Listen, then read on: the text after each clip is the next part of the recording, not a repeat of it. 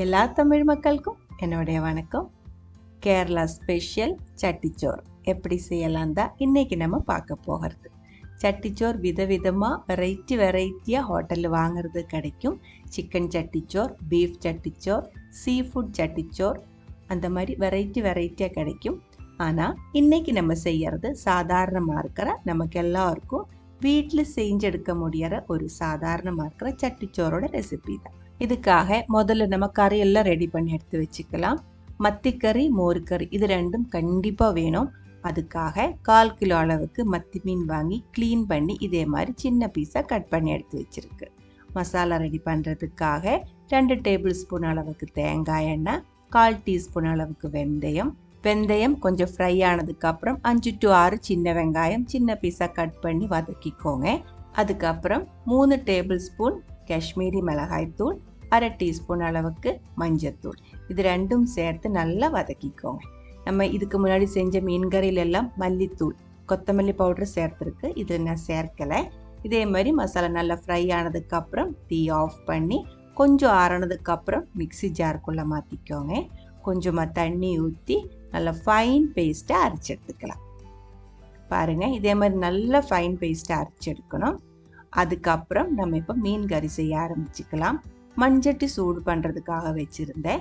2 table spoon அளவுக்கு தேங்காய் எண்ணெய், 1/2 டீஸ்பூன் அளவுக்கு கடுகு வெடித்ததுக்கப்புறம் பெரிய வெங்காயத்தோட பாதி, ஒரு மீடியம் சைஸ் பெரிய வெங்காயத்தோட பாதி சின்ன பீஸாக கட் பண்ணி அதுக்குள்ளே சேர்த்து வதக்கிக்கோங்க. அதுக்கப்புறம் 1 டீஸ்பூன் அளவுக்கு இஞ்சி சின்ன பீஸாக கட் பண்ணது, அதே அளவுக்கு பூண்டு, 2 பச்சை மிளகாய் சின்ன பீஸாக கட் பண்ணி சேர்த்து நல்லா வதக்கிக்கோங்க. அதோட பச்சை மணம் போனதுக்கப்புறம் ஊற வச்ச 2 சின்ன பீஸ் கொடப்புளி நெடு சின்ன பீஸை கட் பண்ணி சேர்த்துருக்கு, அதுவும் சேர்த்து வதக்கினதுக்கப்புறம் நம்ம அரைச்சி வச்சிருக்கிற மசாலா இதுக்குள்ளே ஊற்றிக்கோங்க. மீன் கறி வைக்கும்போது ரொம்ப கட்டியாக கிரேவி வைக்கலை, கொஞ்சம் தண்ணி மாதிரி தான் வைக்கிறது. அதனால அதுக்கு தகுந்த மாதிரி நீங்கள் தண்ணி ஊற்றி கிரேவி அட்ஜஸ்ட் பண்ணிக்கோங்க. கொடப்புளி உங்கள்கிட்ட இல்லை அப்படின்னா நம்ம ரசத்துக்கெல்லாம் சேர்க்கிற புளி இருக்கு இல்லைங்களா, அந்த புளி கரையை வச்சு இந்த டைமில் இதுக்குள்ளே ஊற்றிடலாம். தேவையான அளவுக்கு உப்பும் போட்டு நல்லா கொதிக்க விட்டுக்கோங்க. கொதிக்கும்போது அந்த கொடப்புளியிலிருந்து புளி இறங்க ஆரம்பிச்சிடும், புளி அதிகமாக ஆரம்பிச்சிடும். உப்பு புளிப்பெல்லாம் கரெக்டானதுக்கப்புறம் மீன் சேர்த்துக்கலாம். அதுக்கப்புறம் நல்லா ஃப்ரெஷ்ஷாக இருக்கிற மணமாக இருக்கிற கருவேப்பிலை சேர்த்துக்கோங்க. வதக்கும் போது கருவேப்பிலை சேர்த்தா இந்த அளவுக்கு டேஸ்ட் இருக்காது. நம்ம கொதிக்கும் போது கருவேப்பிலை பச்சையாக சேர்க்கும் போது மீன் கறிக்கு நல்ல டேஸ்ட்டாக இருக்கும். நல்லா கொதிச்சதுக்கப்புறம் கொஞ்சம் நேரம் மீடியம் லோ ஃப்ளேமில் மூடி வச்சுக்கோங்க. அதுக்கப்புறம் மறுபடியும் ஓப்பன் பண்ணி செக் பண்ணுங்கள். கறி கொஞ்சம் தண்ணி மாதிரி தான் இருக்கும், ரொம்ப கட்டியாக இருக்கிற ஒரு கிரேவி கிடையாது. உப்பு புளிப்பெல்லாம் கரெக்டானதுக்கப்புறம் தீ ஆஃப் பண்ணி எடுத்து வச்சுக்கலாம். மிளகு இட்ட மீன் கறி அப்படின்னு மலையாளத்தில் சொல்வேன், ரெடியாக இருக்குது. அடுத்தது நம்ம செய்ய போகிறது மோர் குழம்பு. அதுக்காக வெள்ளை பூசணிக்காய் 1 கப் அளவுக்கு சின்ன பீஸாக கட் பண்ணி, 2 பச்சை மிளகாய், 1 கப் அளவுக்கு தண்ணி, 1/2 டீஸ்பூன் அளவுக்கு மஞ்சத்தூள் நல்லா கலக்கி விட்டு வேக விட்டுக்கோங்க. அரைச்சி ஊற்றுறதுக்காக 1/2 கப் அளவுக்கு தேங்காய், 1/4 டீஸ்பூன் அளவுக்கு ஜீரகம், சின்ன சைஸ் பூண்டு, 2-3 காந்தாரி மிளகாய் இல்லை அப்படின்னா பச்சை மிளகாய் 1 சேர்த்தாலும் போதும். கொஞ்சமாக தண்ணி ஊற்றி நல்லா ஃபைன் பேஸ்ட்டாக அரைச்சி எடுத்துக்கோங்க. இதே மாதிரி நல்லா அரையணும், தேங்காயோட பெரிய பெரிய பீசஸ் இருக்கக்கூடாது. அதுக்குள்ளே நம்மளோட பூசணிக்காய் நல்லா வெந்திருக்கு. இதுக்குள்ளே ரொம்ப அதிகமாக தண்ணி இருக்கக்கூடாது. நல்லா வெந்ததுக்கப்புறம் தீ கம்மி பண்ணி வச்சு நம்ம இப்போ அரைச்சி எடுத்து வச்சுருக்கிற தேங்காயோட மிக்ஸ் அதுக்குள்ளே ஊற்றி நல்லா கொதிக்க விட்டுக்கோங்க. தேங்காயோட பச்சை மணம் போனதுக்கப்புறம் 2 கப் அளவுக்கு நல்லா கட்டியாக இருக்கிற தயிர் மிக்சியில் ஒரு டைம் பிளெண்ட் பண்ணி இதுக்குள்ளே ஊற்றிக்கோங்க. ஆல்மோஸ்ட் ஒரு 1/2 லிட்டர் அளவுக்கு தயிர் இருக்கும். அதுக்கப்புறம் தேவையான அளவுக்கு உப்பும் போட்டு தீ ரொம்ப கம்மி பண்ணி வச்சு நல்லா கலக்கி விட்டுக்கோங்க. மோர் நல்லா சூடானால் போதும், கொதிக்க வேண்டியதில்லை. கொஞ்சம் மஞ்சள் கலர் கம்மியாக இருக்கிற மாதிரி தோணியிருக்கு, அதனால தான் இப்போ நான் மறுபடியும் கொஞ்சம் மஞ்சத்தூள் சேர்த்துருக்கு. நல்லா கலக்கி விட்டு மோர் நல்லா சூடானதுக்கப்புறம் டீ ஆஃப் பண்ணிக்கோங்க. அடுத்தது நம்ம இதில் தாளிச்சு ஊற்றணும். தாளிச்சு ஊற்றுறதுக்காக தேங்காய் எண்ணெயில் தான் தாளிக்கிறது. 2 டேபிள் ஸ்பூன் அளவுக்கு தேங்காய் எண்ணெயில் கொஞ்சம் கடுகு, 1/2 டீஸ்பூன் அளவுக்கு வெந்தயம், 4-5 சின்ன வெங்காயம், கருவேப்பிலை, வரமிளகாய் இதெல்லாம் சேர்த்து தாளித்து சேர்த்துருக்கு. இந்த வீடியோஸ்லாம் நம்ம முன்னாடி செஞ்சிருக்கு, அதனால தான் நான் கொஞ்சம் ஸ்பீடாக இதில் காமிச்சிருக்கேன். மோர் கறி ரெடியாக இருக்குது. அடுத்தது நம்ம செய்ய போகிறது நெத்திலி மீன் பீரை. கேரளா ஸ்பெஷல் டிஷ்ஷு தான். அதுக்காக 1/4 கிலோ அளவுக்கு நெத்திலி மீன் நல்லா கழுகி க்ளீன் பண்ணி எடுத்து வச்சுருக்கு. அரைச்சி சேர்க்கறதுக்காக 1/2 கப் அளவுக்கு துருவன தேங்காய், 8 to 10 சின்ன வெங்காயம், வரமிளகாய் பவுடர் 2 டீஸ்பூன் ஃபுல்லாகவே சேர்த்துருக்கு. 1/2 டீஸ்பூன் அளவுக்கு கொத்தமல்லி பவுடரும் சேர்த்துருக்கு. கொத்தமல்லி பவுடர் சேர்த்து வைக்கிற மீன் கறி சவுத் கேரளா ஸ்பெஷல் தான். நார்த் சைடில் கொத்தமல்லி பவுடர் சேர்க்கறது இல்லை. 1/2 டீஸ்பூன் அளவுக்கு மஞ்சத்தூள் சேர்த்து மிக்சியில் இதே மாதிரி ஒரு டைம் க்ரஷ் பண்ணி எடுத்துக்கோங்க. தண்ணி சேர்க்கணுன்ட்டு இல்லை, நல்லா ஒரு டைம் இதே மாதிரி க்ரஷ் பண்ணால் போதும். அரையக்கூடாது, இடிச்செடுக்கிற மாதிரி இருக்கணும். கூடவே ஊற வச்ச கொடப்புளி ஒரு பெரிய பீஸ் சின்ன பீஸாக கட் பண்ணி சேர்த்துருக்கு. ஒரு பெரிய சைஸ் தக்காளி, 2-3 பச்சை மிளகாய் காரத்துக்கு தகுந்த மாதிரி, தேவையான அளவுக்கு உப்பு சேர்க்கும்போது ஆல்மோஸ்ட் கரெக்டான அளவுக்கு சேர்க்கறதுக்கு பார்த்துக்கோங்க. நல்லா ஃப்ரெஷ்ஷாக இருக்கிற மணமாக இருக்கிற கருவேப்பிலை தாராளமாக சேர்த்துக்கோங்க. 1/4 கப் அளவுக்கு தண்ணி ஊற்றி கையில் நல்லா மிக்ஸ் பண்ணி எடுத்துக்கோங்க. அதுக்கப்புறம் கம்மியாக இருக்கிற தீயில் மண்சட்டியில் தான் வச்சுருக்கு, மூடி வச்சுக்கோங்க. கொஞ்சம் நேரத்துக்குள்ளே இதில் இருக்கிற தண்ணி இதே மாதிரி இறக்கி கொதிக்க ஆரம்பிச்சிடும். அப்போ ஒரு ஸ்பூன் எடுத்துட்டு அதோட கீழ்பாகம் இருக்குது இல்லைங்களா, அது வச்சு கீழே நல்லா சாஃப்டாக இதே மாதிரி கொஞ்சம் எடுத்து விட்டுக்கோங்க. ரொம்ப சாஃப்டாக இருக்கிற மீனாக இருக்குது, அதனால தான் இந்த ஸ்பூனோட கீழ்பாகம் வச்சு ரொம்ப சாஃப்டாக மிக்ஸ் பண்ணிக்கோ அப்படின்னு சொன்னேன். நம்ம பீரை வைக்கிறதுக்கு எப்போவுமே சீக்கிரம் வேகிற சின்ன சின்ன மீன் தான் எடுக்கணும். இதே மாதிரி இருக்கிற நத்திலி மீன், ரொம்ப சின்ன மத்தி மீன் இருக்குல்ல, இதெல்லாம் தான் பீரை வைக்கிறதுக்கு எப்போவுமே காமன் எடுக்கிறது. ரொம்ப நேரம் வேகிறதுக்கு எடுக்கிற பெரிய சைஸ் மீனில் பீரை வைக்கக்கூடாது. அந்த மாதிரி வச்சிருச்சுன்னா மீன் வேகாமல் இருக்கும், பார்த்து பண்ணிக்கோங்க. இப்போ நான் இதில் 2 டேபிள் ஸ்பூன் அளவுக்கு பச்சையாக இருக்கிற தேங்காய் எண்ணெய் தான் ஊற்றியிருக்கு. அதுக்கப்புறம் மறுபடியும் மூடி வச்சு இந்த தண்ணி வந்திருக்கு இல்லைங்களா, அந்த தண்ணி ஃபுல்லாக வற்றணும். தண்ணி ஃபுல்லாக வற்றி இது பொரியல் மாதிரி தான் லாஸ்ட் நமக்கு கிடைக்கும். ரொம்ப அதிகமாக மிக்ஸ் பண்ணக்கூடாது, லைட்டாக ரொம்ப சாஃப்டாக தான் மிக்ஸ் பண்ணணும். மீனெல்லாம் அதே மாதிரி தான் இருக்கணும்.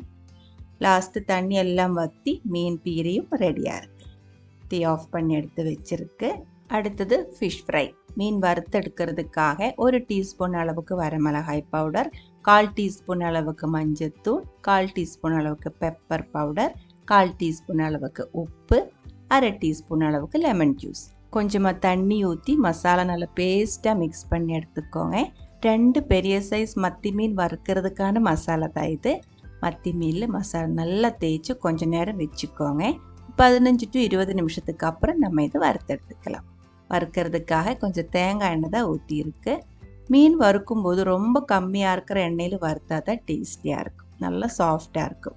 பஜ்ஜி எல்லாம் செய்கிற மாதிரி ரொம்ப எண்ணெய் ஊற்றி அதுக்குள்ளே மீன் போட்டு பொரிச்சா அந்த மீனோட டேஸ்ட்டு அந்த அளவுக்கு நல்லா இருக்காது, கொஞ்சம் மாறி போயிடும்.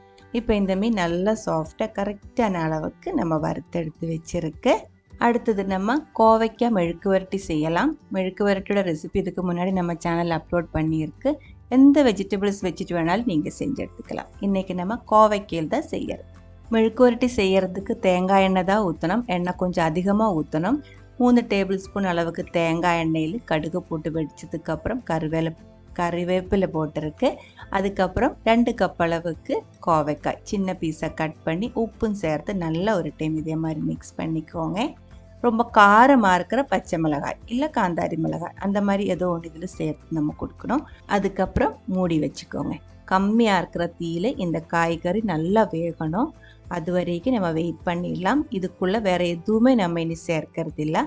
உப்பு, காரம், தேங்காய் எண்ணெய் அதோட டேஸ்ட்டு தான் இந்த ஒரு மெழுக்கு வரட்டிக்கு இருக்கும். கோவக்காய் மெழுக்கு வரட்டி ரெடியாக இருக்குது. அடுத்தது நம்ம ஒரு பொரியல் செஞ்சு எடுத்துக்கலாம். சட்டிச்சோறுக்கு ஒரு பொரியல், ஒரு மெழுக்கு வரட்டி, அதை நம்ம வச்சுட்டு அதனால தான் ஒரு மெழுக்கு வரட்டி ரெடி பண்ணி எடுத்துருக்கு. இனி ஒரு பொரியல் செஞ்சுக்கலாம். கேபேஜ் தான் எடுத்துருக்கு. 1/2 கப் அளவுக்கு கேபேஜ் சின்ன பீஸாக கட் பண்ணி அதுக்குள்ளே காரமாக இருக்கிற கொஞ்சம் பச்சை மிளகாய், கருவேப்பிலை, தேங்காய், உப்பு சேர்த்து கையில் நல்லா மிக்ஸ் பண்ணி எடுத்து வச்சுருக்கு. நம்ம மெழுக்கு வரட்டி செஞ்ச அதே பேனில் தான் இப்போ நான் பொரியலும் செய்கிறது. தேங்காய் எண்ணெய் ஊற்றி கடுகு வெடித்ததுக்கப்புறம் கொஞ்சம் உளுந்தம்பருப்பு சேர்த்துருக்கு. அதுக்குள்ளே கொஞ்ச நேரம் கரண்ட் போயிருந்தேன், அதனால தான் கொஞ்சம் லைட்டு ப்ராப்ளமாக இருக்குது. அதுக்கப்புறம் நம்ம கட் பண்ணி எடுத்து மிக்ஸ் பண்ணி வச்சுருந்த கேபேஜ் அதுக்குள்ளே போட்டு நல்லா மிக்ஸ் பண்ணி மூடி வச்சு வேக வச்சு எடுத்துருக்கு. கேபேஜ் பொரியல் செய்யும்போது பொரியலுக்குள்ளே நான் மஞ்சத்தூள் சேர்க்கறது இல்லை. கேபேஜ் க்ளீன் பண்ணி மஞ்சத்தூள் போட்ட தண்ணிக்குள்ளே கொஞ்சம் நேரம் வச்சதுக்கப்புறம் அப்படியே கட் பண்ணி பொரியல் செஞ்சிரு. அதுதான் எனக்கு டேஸ்ட்டாக தோணியிருக்கு. பொரியலுக்குள்ளே மஞ்சத்தூள் சேர்க்கும் போது கேபேஜோட டேஸ்ட் என்னமோ ரொம்ப மாறி போகிற மாதிரி தோணியிருக்கு. பாருங்கள், கேபேஜ் பொரியல் ரெடியாக இருக்குது. அடுத்தது ஒரு சம்மந்தி, சுட்டரைச்ச சம்மந்தி அப்படின்ட்டு மலையாளத்தில் சொல்லிடுவேன். சின்ன வெங்காயம் இதே மாதிரி ஸ்டவ்வில் வச்சு நல்லா சுட்டெடுத்து வச்சுருக்கு. கூடவே வந்து காரத்துக்கு தகுந்த மாதிரி 4 to 5 வரமிளகாய், காரமாக இருக்கிற வரமிளகாய், அதுவும் ஸ்டவ்வில் தீயில் காமிச்சு இதே மாதிரி சுட்டெடுத்து வச்சுருக்கு. அதுக்கு தமிழ் என்ன சொல்கிறேன்னு தெரியல, மலையாளத்தில் சுட்டெடுக்கான்னு சொல்லும், அப்படி தான் சொல்கிறது. பழைய காலத்தில் இது வந்து நம்ம அடுப்பில் சூடாக இருக்கிற சாம்பல் இருக்குல்ல, அதுக்குள்ளே போட்டு தான் இதே மாதிரி செஞ்சு எடுத்துருந்தேன். இப்போ நம்மகிட்ட அது இல்லாததுனால தான் ஸ்டவ்வில் செஞ்சு எடுத்துருக்கு. 1 கப் அளவுக்கு துருவன தேங்காய் எடுத்து வச்சுருக்கு. அது கூடவே நம்ம ரெடி பண்ணி எடுத்து வச்சுருக்கிற வரமிளகாய், சின்ன வெங்காயம், கூடவே 1 டீஸ்பூன் அளவுக்கு உப்பு சேர்த்துருக்கு, கொஞ்சம் கருவேப்பிலை. இது எல்லாமே சேர்த்து மிக்சியில் அரைச்சி எடுத்துக்கலாம். தண்ணி ஊற்றக்கூடாது, தண்ணி ஊற்றிடுச்சுன்னா சம்மந்தியோட டேஸ்ட்டு மாறி போயிடும். தண்ணி ஊற்றாமே நல்லா அரைச்செடுக்க முடியும். அடுத்தது முட்டை ஆம்லெட் தேவைப்படுது. டபுள் ஆம்லெட் தான் நான் செய்கிறேன். 2 முட்டை, கொஞ்சம் வெங்காயம், காரத்துக்கு தகுந்த மாதிரி பச்சை மிளகாய், உப்பு, இதெல்லாம் சேர்த்து நல்லா கலக்கி எடுத்து வச்சுக்கோங்க. ஆம்லெட் நம்ம இப்போ செய்யக்கூடாது, கலக்கி எடுத்து வச்சுக்கோங்க. சட்டியில் சோறு கறி எல்லாம் அரேஞ்ச் பண்ணி வச்சதுக்கப்புறம் சூடோடைய ஆம்லெட் வச்சுக்கலாம். இது கூடவே நமக்கு பப்படம் தேவைப்படுது. பப்படம் நான் ரெடி பண்ணி எடுத்து வச்சுருக்கேன். அடுத்தது மண்சட்டியில் எல்லாமே நம்ம அரேஞ்ச் பண்ணி வைக்கணும். முதல்ல சாதம், நீங்கள் எவ்வளோ சாப்பிட்றீங்களோ, ஒரு ஆள் எவ்வளோ சாப்பிட்றீங்களோ அதுக்கு தகுந்த மாதிரி சாதம் ஒரு பிளேட்டில் எடுத்து வச்சுக்கோங்க. கேரளா மட்டை அரிசிக்கு மேட்ச் ஆகிற கறி தான் இன்றைக்கி நான் செஞ்சு எடுத்துருக்கேன். அதனால முடிஞ்சால் நீங்கள் மட்டை அரிசியை எடுத்துக்கோங்க. சட்டிச்சோறுன்னு சொல்கிறது கொஞ்சம் ஹெவியாக இருக்கிற ஒரு லஞ்சாக இருக்குது. அதுக்கு தகுந்த மாதிரி நீங்கள் சாதம் கறி எல்லாம் அரேஞ்ச் பண்ணி எடுத்துக்கோங்க.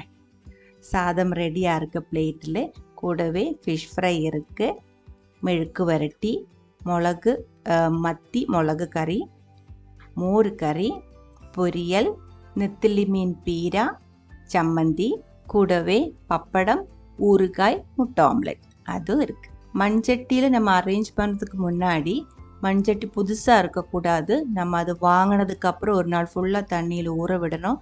அதுக்கப்புறம் கஞ்சி தண்ணி ஊற்றி 1 நாள் இல்லை 2 நாள் வைக்கணும். அதுக்கப்புறம் நல்லா கழுகி எண்ணெய் தேய்ச்சி விட்டு சூடு பண்ணி எடுத்ததுக்கு அப்புறம் தான் இதுக்குள்ளே சாதம் போட்டு அரேஞ்ச் பண்ணணும். இல்லை இருந்தால் நம்ம சாதம் கறி எல்லாம் ஊற்றும்போது அது ட்ரை ஆகி போயிடும். இந்த மண்சட்டிக்குள்ளே அந்த தண்ணி இறங்கி அந்த கிரேவி எல்லாமே ரொம்ப ட்ரை ஆகி போயிடும். அதனால சட்டி அதுக்கு தகுந்த மாதிரி முன்னாடி ரெடி பண்ணி எடுத்து வச்சுக்கோங்க.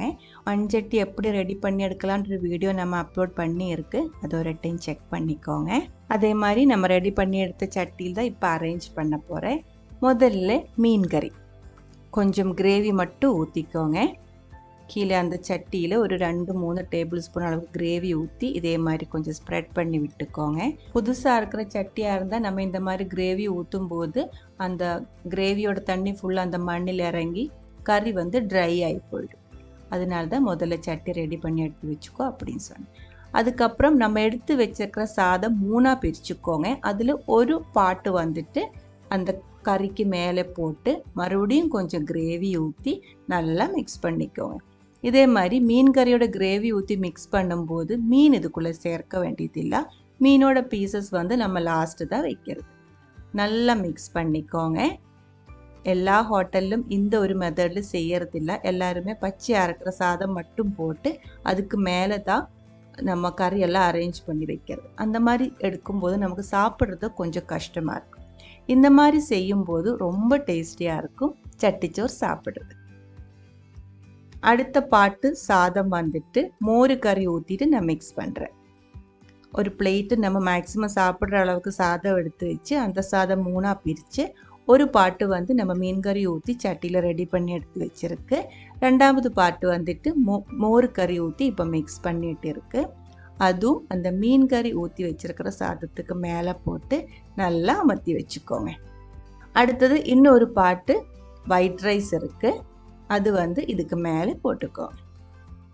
இப்போ வந்து சாதம் 3 லேயராக தான் இருக்குது. இதுக்கு மேலே நம்ம ரெடி பண்ணி எடுத்து வச்சுருக்கிற சைட் டிஷ் ஒன்றா வச்சுக்கலாம். முதல்ல மீன் கறி கீழே நிறைய ஊற்றி இருக்கிறதுனால மேலே கம்மியாக ஊற்றினா போதும். மீனோட பீசஸ் வந்து மேலே வச்சுக்கோங்க. நீங்கள் எவ்வளோ வேணுமோ, நீங்கள் எவ்வளோ சாப்பிட்றீங்களோ அதுக்கு தகுந்த மாதிரி மீன் வச்சுக்கோங்க. மெழுக்கு வரட்டி, கோவைக்காய் மெழுக்கு வரட்டி பக்கத்தில் வச்சுருக்கு. ஒரு மீன் ஃப்ரை, கூடவே 2 to 3 டேபிள் ஸ்பூன் அளவுக்கு மோர் ஊற்றும் போது அதில் இந்த பூசணிக்காயோட பீசஸ் இருக்குது இல்லைங்களா, அதுவும் சேர்த்து எடுத்துக்கோங்க. அப்புறமா வந்துட்டு பொரியல், கேபேஜ் பொரியல். அதுக்கப்புறம் சம்மந்தி, நம்ம சம்மந்தி லைட்டாக சின்ன ஒரு பால் மாதிரி உருண்டை பண்ணி எடுத்து வச்சுருக்கு.